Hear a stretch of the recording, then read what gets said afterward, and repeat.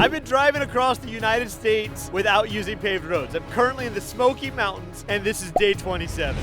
Did you have a nice sleep? Thanks for saving us from the ghost.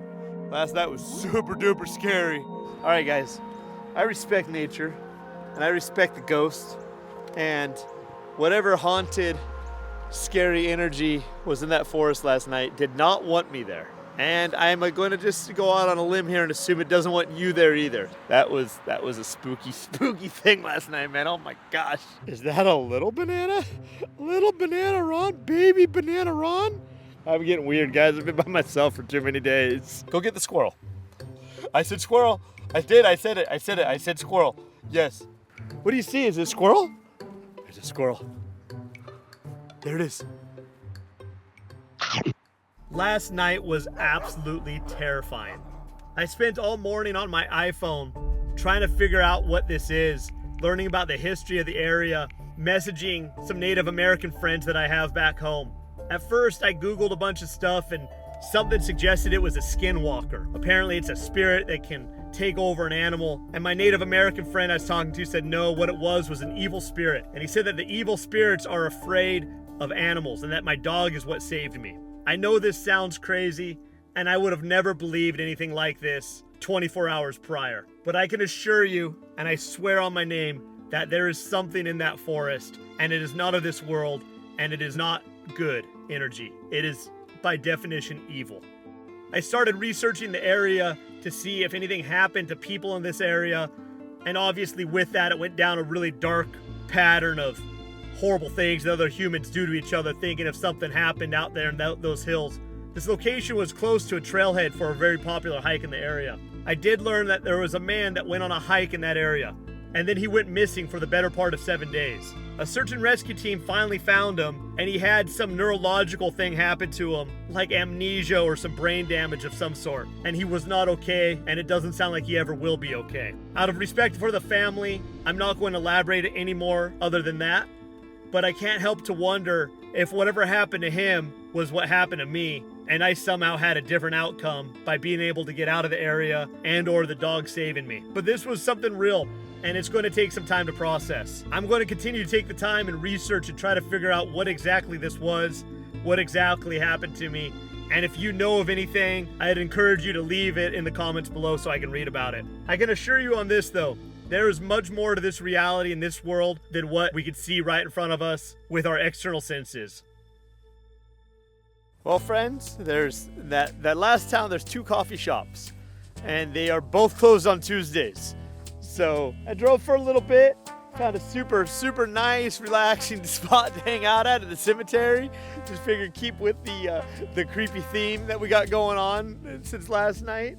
And no, this is just such a pretty spot. There's a hill here, there's a road that comes up to the top of it, and I just figured what a great spot to make a cup of coffee. As you can see, there's a Ford Raptor coffee shop right here. This is so cute. Koda wants out there so bad, but her shoulders are too big. Watch. Koda, out. No, go squeeze your head in. Koda, here, right here. You can't fit under that. No. Okay, Koda, what about over here? Go under. Yeah, go under. Yeah, get under there.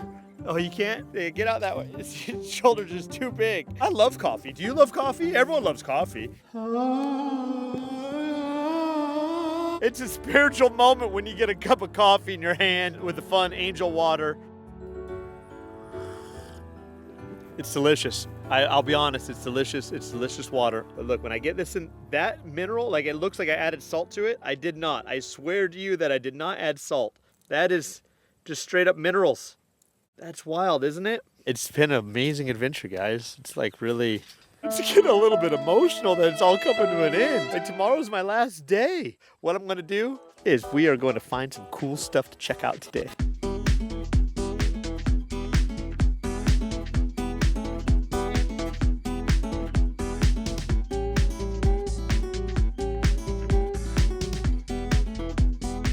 Well, take that, East Coasters. I found myself a dirt road out here. Yeah, I'm not going to tell you where it's at because I don't want you paving it. It's fantastic. We're meandering through the trees, and it's a really nice road. I've met some nice hunters out here doing hunting things with all their dogs. What are you guys hunting? Bear. Oh, bear? You guys get any? Yeah, we killed one time. Did it already go down in one of the other trucks? Yeah. That would have been cool to see. It's a good looking group of dogs. Go and say hi to your friends. They pretty good old dogs. Yeah, that's awesome, man. It's a great spot out here. So, cool. Well, have a good one, man. You too, bud. Yeah, you too. Nice to meet you. Yeah, pleasure.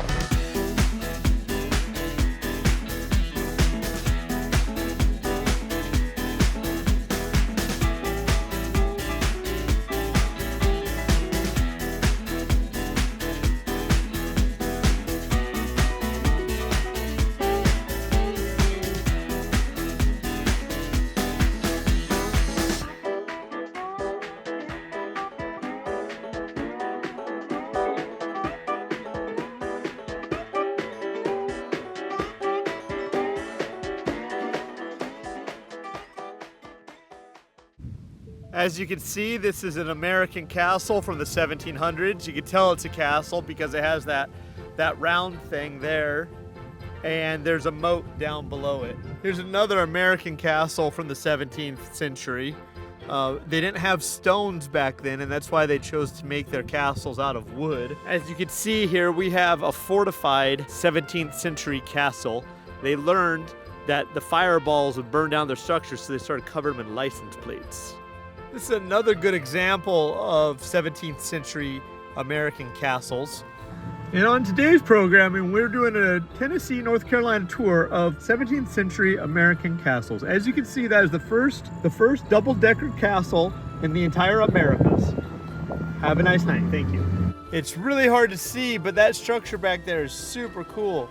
It looks like an old schoolhouse or church or something. Definitely a haunted castle from the 17th century. This whole valley has so many of them, and they're all like in pretty good shape, and they're giant. Like, look at this guy. That's a cool structure, guys. Look how neat that looks. Anyways, I thought that was cool. There's been a lot of these really big old barns out here. Old castles, American castles. Good day, Dwayne. How are you this beautiful, beautiful, glorious day, Dwayne?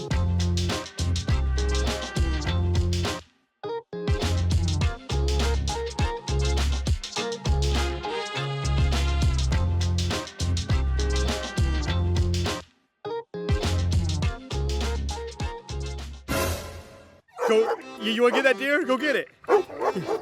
I'm gonna let her out and see what she does. Go get the deer. Go get the deer. Oh, he's not real. He's not real. Well, guys, there you have it. She got her first deer, and she is disappointed because the thing didn't respawn and didn't move. All right, guys. I don't know if this is the same thing that we saw in Utah, but it says the internment camp for Germans in World War I was here. So here I am in Hot Springs, North Carolina. Did we lock up all the Germans during World War I like we did all the Japanese during World War II? That's new knowledge to me. If you know anything, please leave a comment below. But I thought that was really interesting. Like, we get in a conflict, we just lock everybody up from that country. The Japanese Americans, German Americans, I don't know, maybe I'm wrong. But Hot Springs, North Carolina is a cute little town. So I backed in here off the little road I was on, and then behind me I have the most beautiful stream you've ever seen. Koda gets to swim. I'm gonna eat like probably a proper lunch. I'll probably cook up some noodles or something because I just want to enjoy this area. I got fall flowers and beautiful trees, and it's just such a nice little spot tucked away from the road here, and oh, I just love it. Well, it's a great day. I fed Koda an extra chicken. She normally gets one for breakfast and for dinner, but she got a lunch today because she's just such a good dog. Some rice noodles, and I'm eating some fish and some chips and crackers. Oh God, it's just beautiful out here, guys. It's like probably 78 degrees in the sun. Look at you guys. Look at you guys. I was looking at you earlier and you're just so pretty. I just want to show the whole world these festive fall flowers. Look how great you guys look.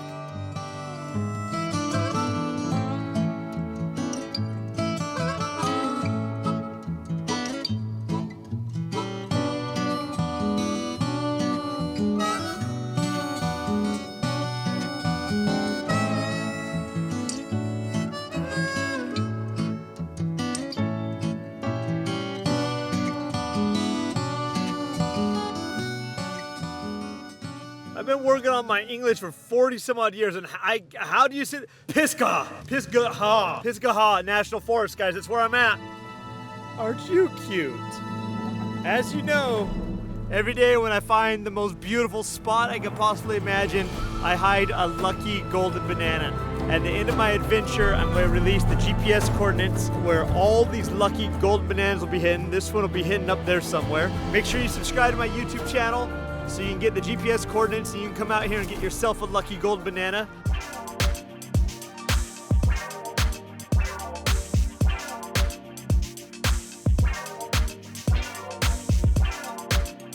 All right, friends, I'm driving, kind of on autopilot, and I come across the coolest thing I have seen on my entire trip. So my pickup truck is pretty big by American pickup truck standards. This pickup truck is way bigger. This thing is so awesome. Look how big it is compared to my truck. Oh my gosh, I want one so bad. This is me standing by the tire. I'm about 3.5 feet tall, and so the tire is taller than that. Oh my gosh, it's so cool. Look at the difference.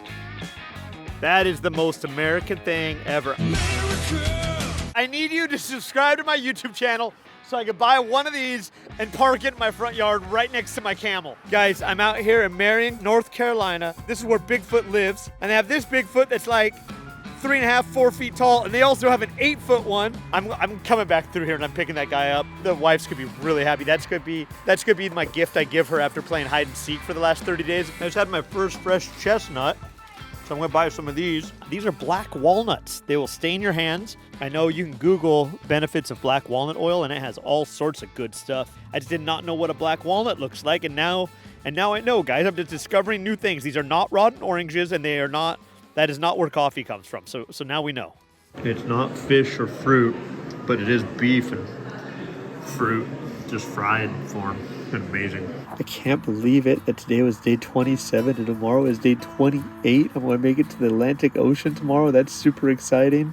I mean, it's one of those bittersweet things. Like, I'm exhausted. Like, I'm not going to lie. I am tired. It has been a lot of work, guys. Living out of a truck with a dirty, hairy dog and, like, trying to figure out where your next meal and sleep is going to come from every night. Every day has ups and downs in terms of adrenaline and highs and lows and disappointments and wins and losses. It's just been such an amazing adventure. And I've been super grateful that I was able to do this. And I really can't believe it that I'm going to see the Atlantic Ocean tomorrow. So it's after 10 o'clock already. I've been kind of gotten on a bad schedule of going to bed late, and I want to fix that. But so I'm going to get to sleep, guys. I'll see you tomorrow. Well, this is it, guys. Tomorrow is my last day of driving across the entire United States. Click the link right now to watch day 28.